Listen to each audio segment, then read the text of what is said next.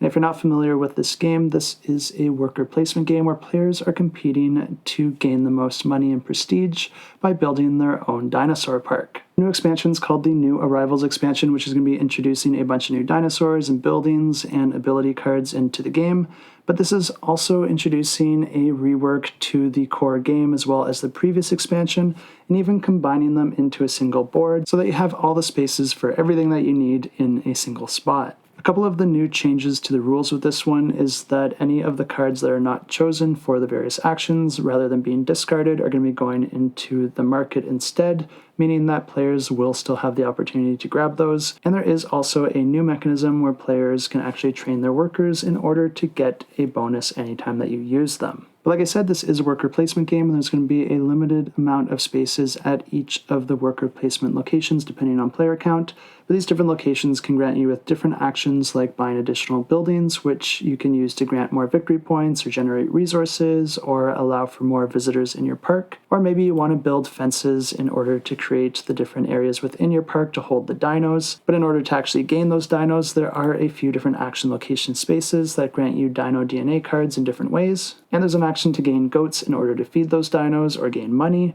or gain or play different special ability cards. And one thing to note with the different actions and special abilities in this game is that some of them can gain you scandal tokens, which act as negative victory points at the end of the game, but there is also an action space to get rid of those. But like I said, you're going to be using the Dino DNA cards in order to create your dinosaurs, and the way that that works is that you're going to be trying to create sets of these cards in order to trade them in for the actual dino meeple, which you'll be putting out onto your board. A few things to note about the dinos is that each of them will grant you a certain amount of victory points at the end of the game, but they also may have a number of goats that they need to eat each round, and also they'll each bring an amount of prestige to your park, which is going to equal more visitors, which equals more money. Some of the dinosaurs could have some special actions or rules or abilities that will also come to play in different ways, and each of them will require a certain size of pen and may have some restrictions as to what they can be placed with. You don't have to meet all the requirements of the dinosaur card in order to put that dino into your park,